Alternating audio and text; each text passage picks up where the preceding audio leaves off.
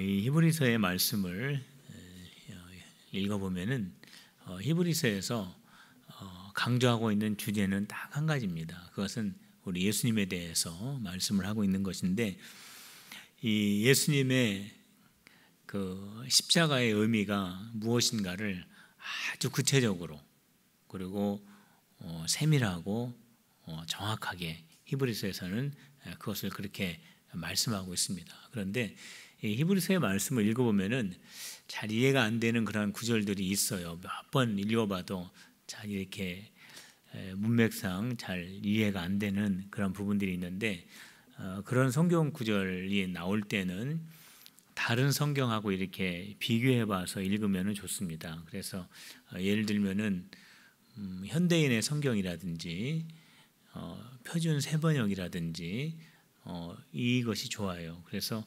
여러분들이 대개 그런 성경이 있으면은 내가 읽은 이 성경 구절하고 잘 이해가 안 되면은 그 성경책을 펴서 보면은 이해가 금방 됩니다. 그래서 더 은혜를 받을 수가 있고, 대개 그런 성경책이 없으신 분은 인터넷을 통해서도 볼 수가 있습니다.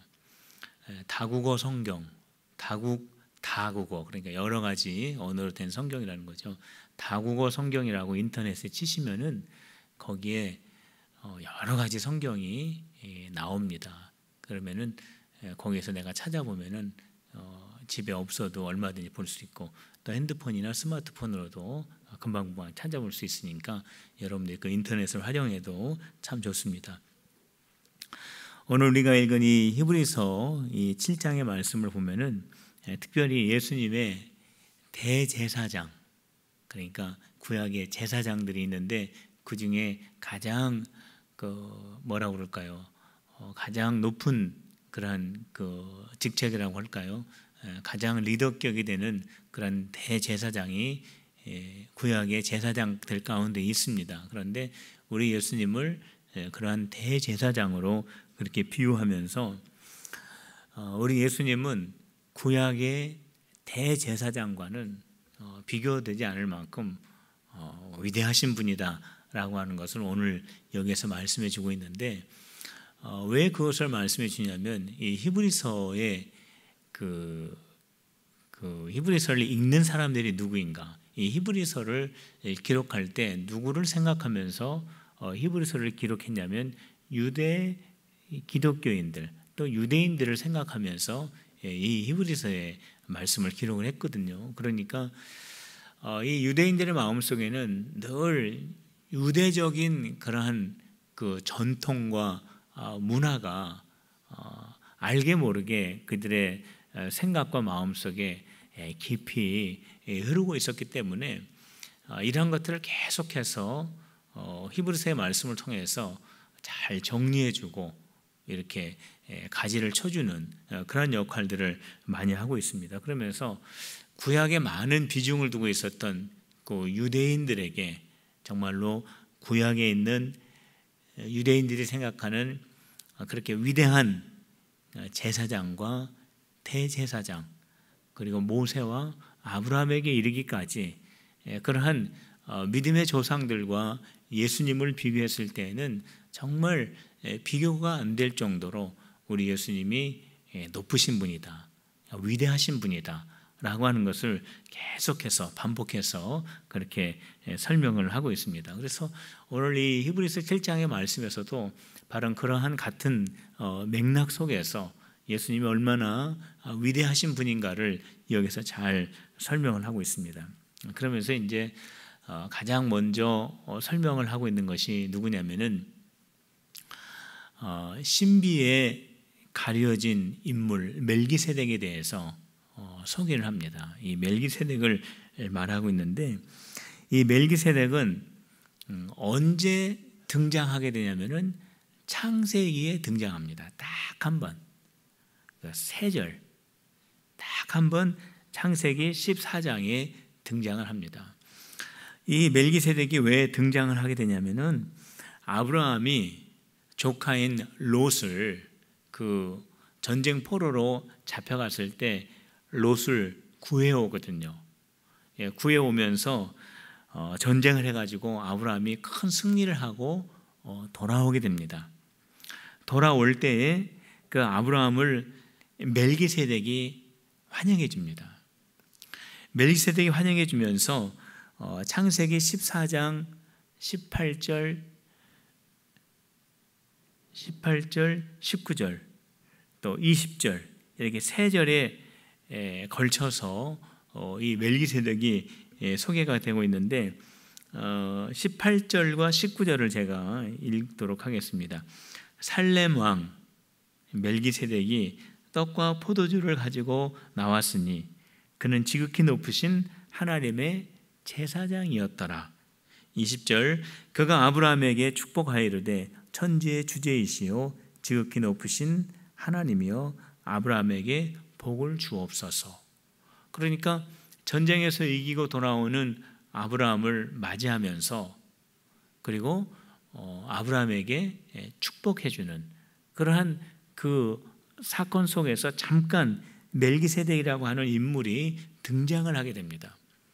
그런데 이 창세기에서 이 멜기세덱을 어떻게 표현하고 있냐면 그를 살렘 왕이다 이렇게 소개를 해요.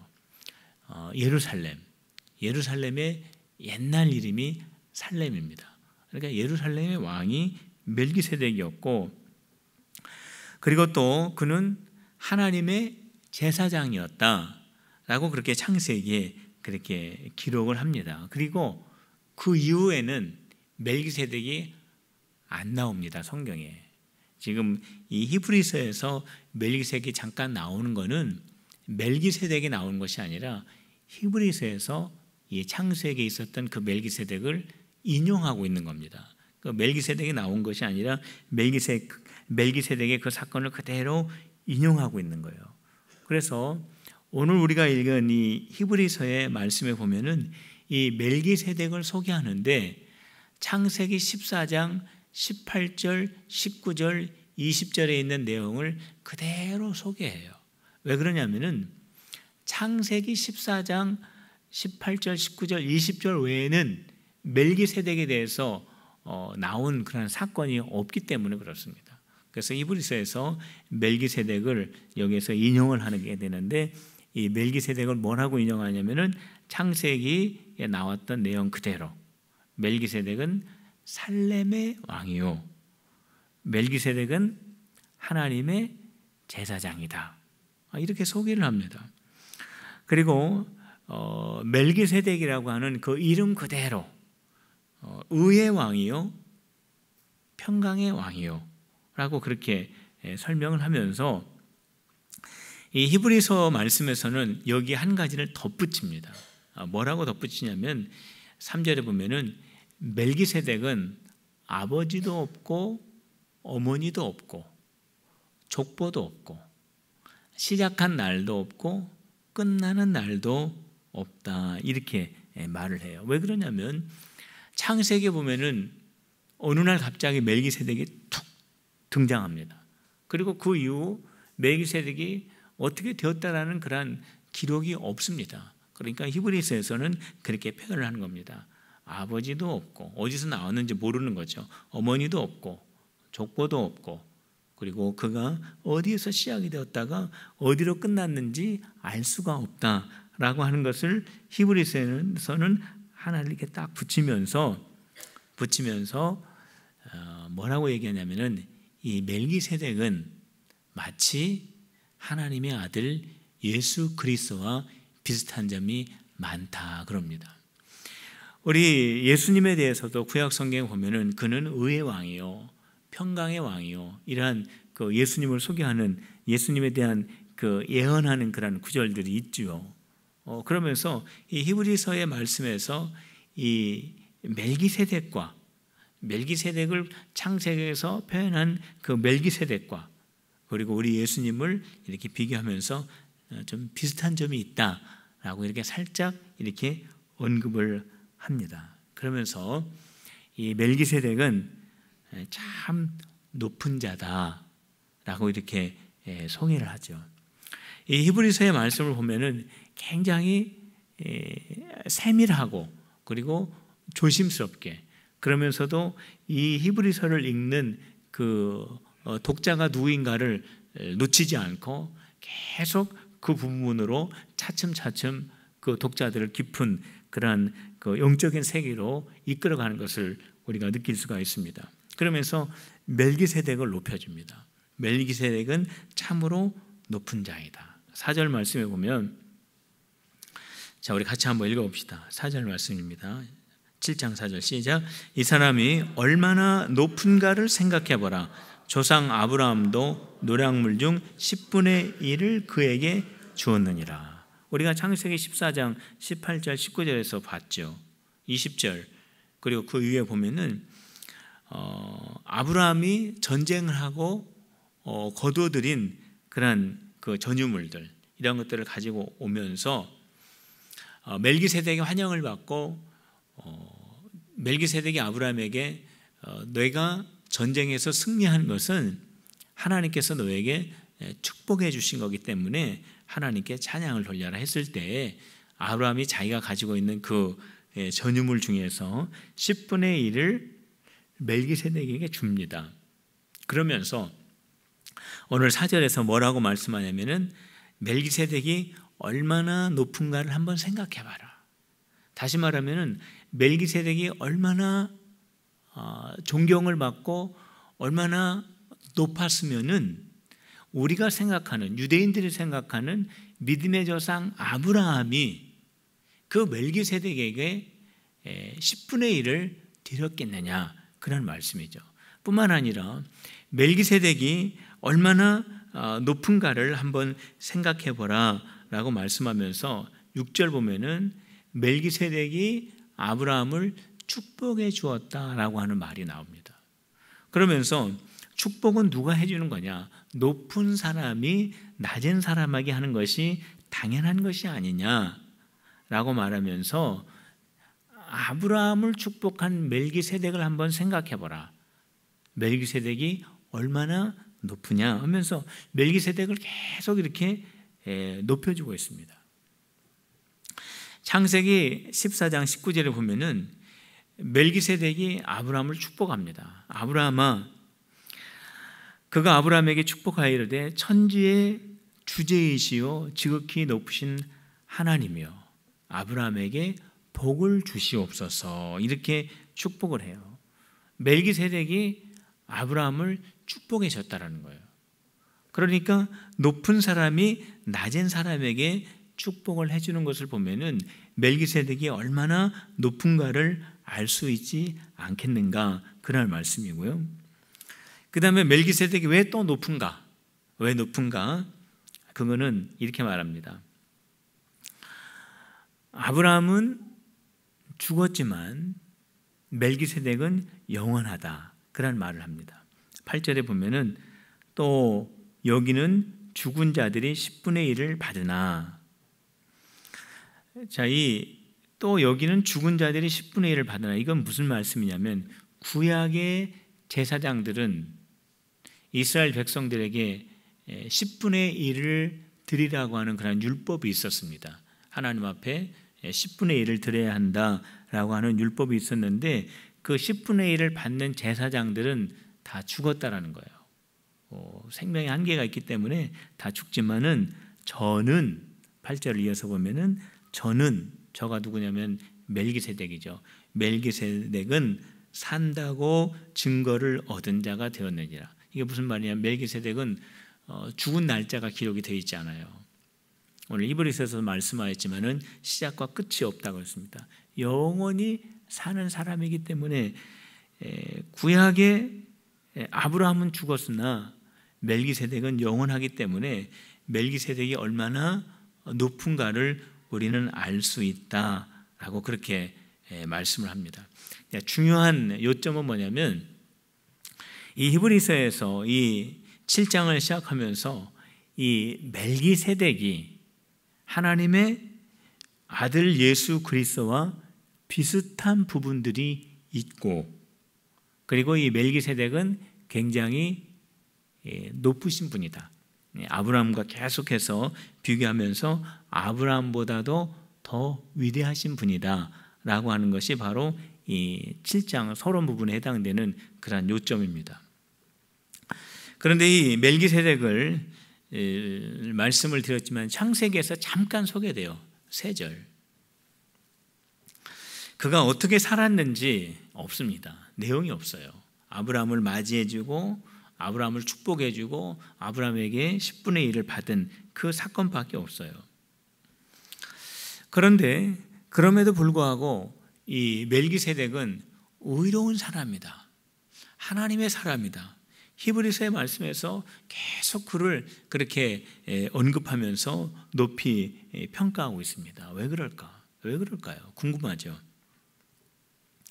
그래서 창세기 14장 18절, 19절, 20절을 다시 제가 읽어보면은 이 짧은 3절이지만은 이 짧은 3절 속에 멜기세덱이 하나님 중심으로 살았다라고 하는 것을 아주 강하게 느낄 수가 있습니다. 왜 그러냐면은 이 18절에서는 뭐라고 말씀하고 있냐면은 하나님의 제사장 이렇게 되어 있어요. 멜기세덱은 하나님의 제사장. 그리고 19절에 보면은 하나님 이렇게 부릅니다. 하나님 아브라함에게 복을 주옵소서. 그리고 20절에 보면은 멜기세덱이 아브라함에게 뭐라고 말하고 있냐면 아브라함아 너에게 승리하게 하신 하나님께 찬양을 올려라 이렇게 말씀을 하고 있거든요. 그러니까 멜기세덱이 딱 3절로 표현이 되지만은 이 3절 속에서 멜기세덱을 어떻게 설명하고 있냐면 하나님이 아니고서는 멜기세덱을 설명할 수 없을 정도로 멜기세덱은 하나님 중심적인 그런 삶을 살았다라고 하는 것을 여기에서 강하게 느낄 수가 있게 됩니다. 성도 여러분, 예수님이 아니고는 설명할 수 없는 여러분의 삶이 되시기를 주님의 이름으로 축복합니다. 바로 그럴 때에 하나님께 인정받는 그러한 저와 여러분들이 될 수 있습니다. 저 사람은 누구인가? 저 사람은 예수 그리스도를 구주로 영접한 사람이다. 저 사람은 누구인가? 저 사람을 통하여 예수 그리스도의 복음이 전달되는 사람이다. 저 사람은 누구인가? 저 사람은 예수님께서 행하신 그 일을 깨닫고 그 일을 쫓아가며 하나님께 영광을 돌리는 사람이다. 그러니까 저와 여러분들 설명할 때 저 사람은 누구인가? 예수님을 말하지 않고는 설명이 안 되는 그런 귀한 의로운 사람, 하나님의 사람들이 다 되시기를 주님의 이름으로 축원합니다. 그렇다면 왜 히브리서의 말씀 속에서는 이 멜기세덱을 처음에 등장을 시켰을까? 예수님의 대제사장 되신 그 위대성을 말씀하시면서 왜 멜기세덱을 여기에 소개를 했을까? 그 이유는 뭐냐면 예수님의 대제사장 되심의 정당성, 예수님이 대제사장이 되셔야 하는 그런 분명한 근거를 다시 한번 유대 기독교인들에게 말해주기 위해서입니다. 그것을 다시 한번 정리해주기 위해서 그런 거죠. 자, 이스라엘 사람들은요, 누가 제사장이 되냐면 레위 사람만 제사장이 될 수 있습니다. 그러니까 이스라엘에는 12지파가 있지 않습니까? 그런데 그 12지파 중에서 레위 지파만 제사장이 될 수가 있는 거예요. 아무나 제사장이 될 수가 없죠. 그 레위 지파에서 제사장이 됩니다. 그리고 그 제사장들은 제사의 그 일들을 감당하게 되는 겁니다. 그런데 히브리서에서는 예수님이 참 제사장이다 그러는 거예요. 예수님이 영원한 제사장이다라고 말하는 겁니다. 그런데 예수님이 레위 지파냐? 아니에요. 예수님은 유다 지파입니다. 그러니까 유대인들이 봤을 때 히브리서에서 예수님이 영원한 제사장, 구약에 있는 제사장들과는 비교할 수 없는 위대한 위대성을 가지고 있는 제사장이라고 말할 때에 그러면 예수님이 레위 지파냐? 족보를 보면 예수님은 유다 지파예요. 오늘 14절 보시기 바랍니다. 우리 14절 같이 읽어봅시다. 7장 14절 시작. 우리 주께서는 유다로부터 나신 것이 분명하도다. 유다 지파라는 거기까지만 읽어봅시다. 우리 예수님께서는 유다 지파로 나신 것이 분명하도다. 이거는 우리 예수님이 유다 지파라는 거예요. 레위 지파가 아니라는 겁니다. 마태복음 1장 1절부터 3절까지 말씀을 제가 읽겠습니다. 아브라함과 다윗의 자손 예수 그리스도의 계보라. 아브라함이 이삭을 낳고 이삭은 야곱을 낳고 야곱은 유다와 그의 형제를 낳고 유다는 여기 또 유다가 나오죠. 유다는 다말에게서 베레스와 세레를 낳고 베레스는 헤스론을 낳고 헤스론은 람을 낳고 예수님의 족보와 예수님의 계보를 말씀하시면서 야곱의 12아들 중에 네 번째 아들 유다 지파를 지목하면서 이 유다 지파의 계보를 통해서 예수님이 탄생하셨다라고 하는 것을 말씀해 줍니다. 그러니까 예수님은 레위 지파가 아니에요. 예수님은 유다 지파입니다.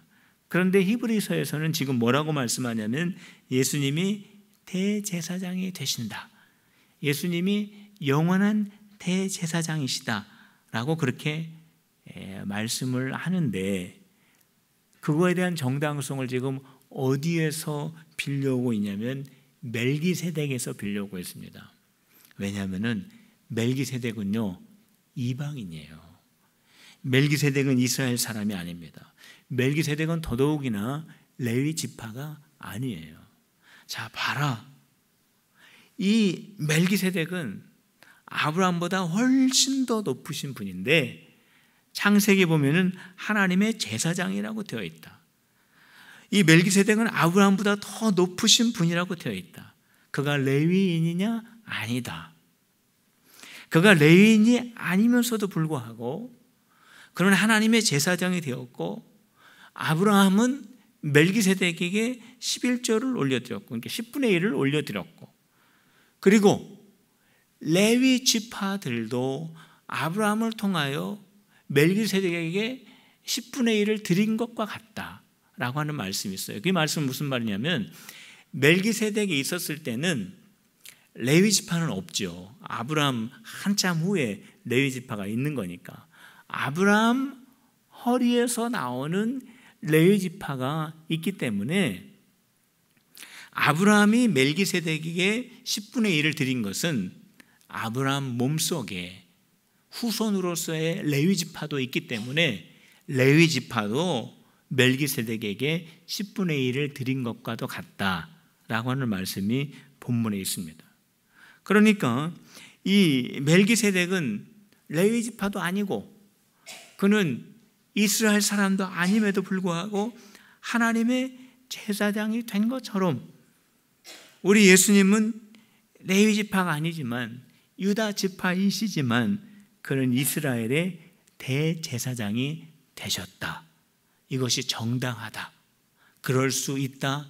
이거는 그것이 가능하다라고 하는 것을 말씀해 줍니다. 다시 말하면 여기서 중요한 말씀은 뭐냐면 아브라함보다 높은 멜기세덱을 서론해서 말씀하면서 예수님은 레위 지파의 전통에서 나온 대제사장이라고 하는 것이 아니라 이것은 마치 아까 서론에서 멜기세덱과 하나님의 아들 예수 그리스도가 비슷한 점이 많다라고 살짝 히브리서에서 말씀하시면서 대제사장이신 예수님은 어디의 전통에서 나오신 분이냐?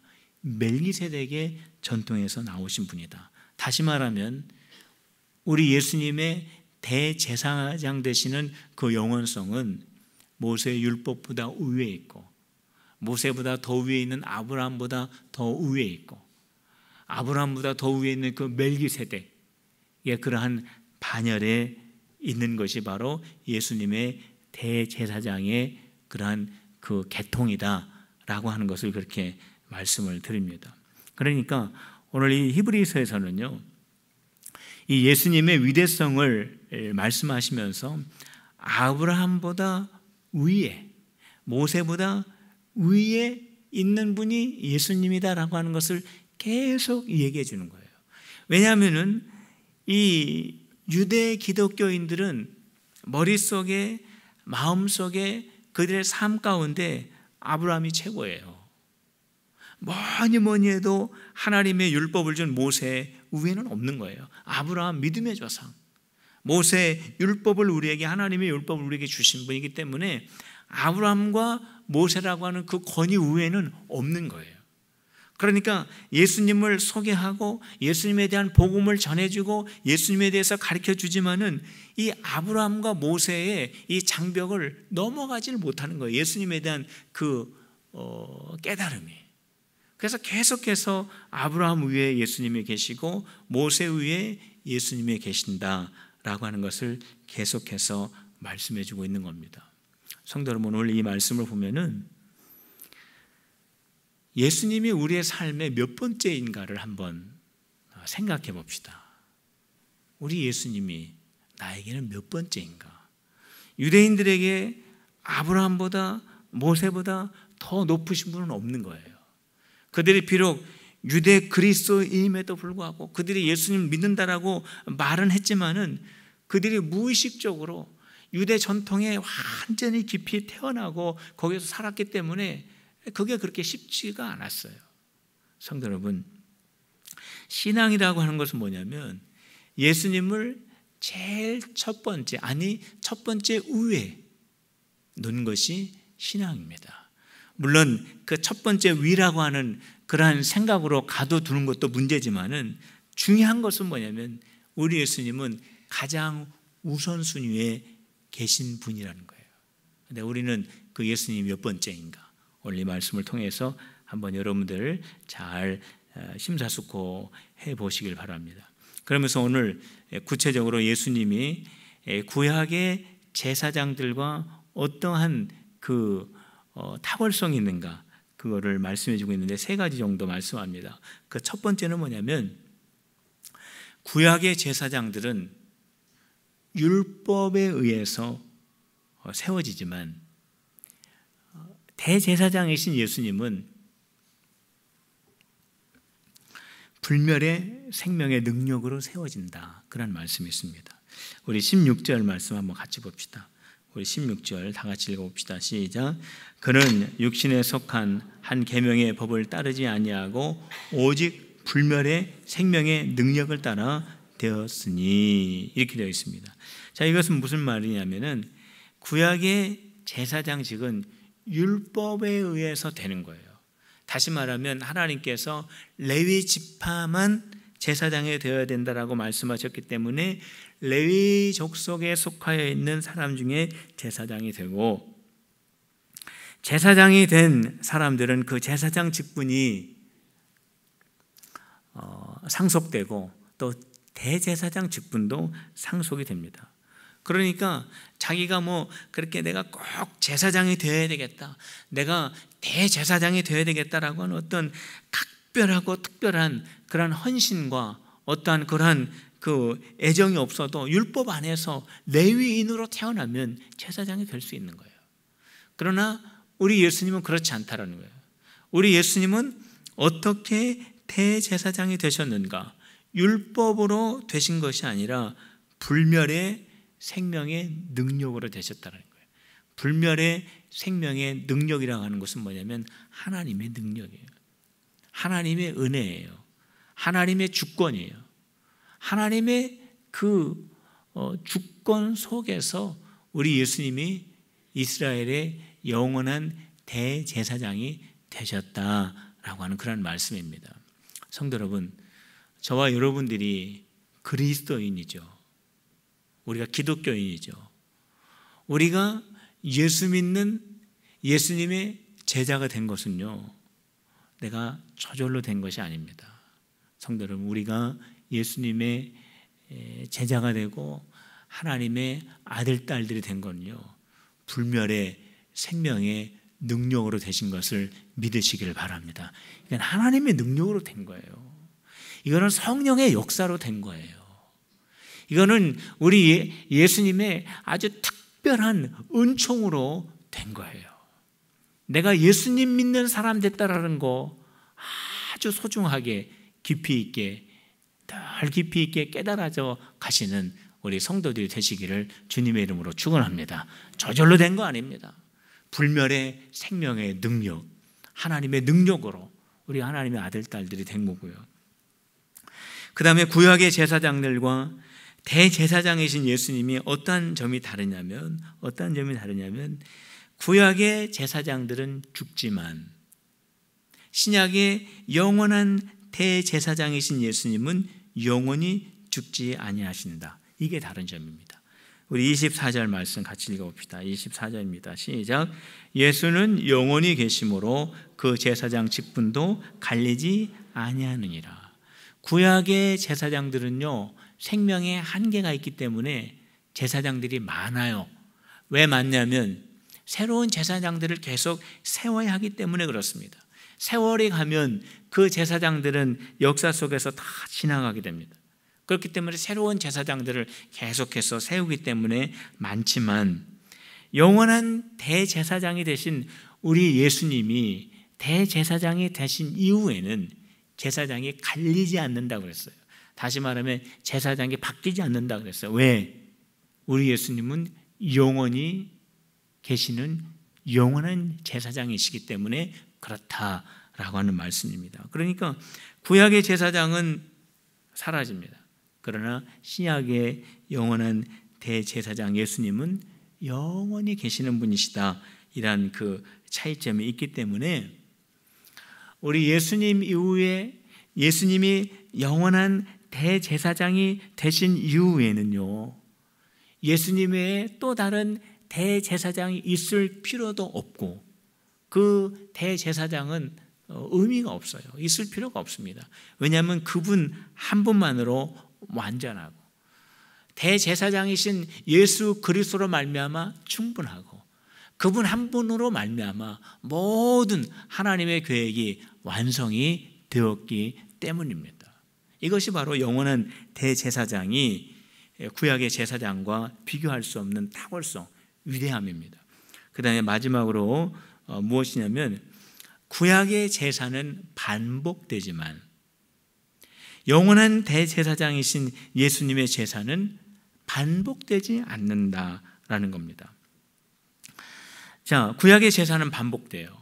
이스라엘 백성이 죄를 짓습니다. 그 죄를 사함받기 위해서 제사를 드립니다. 그 사람이 다시 생활하다 또 죄를 짓습니다.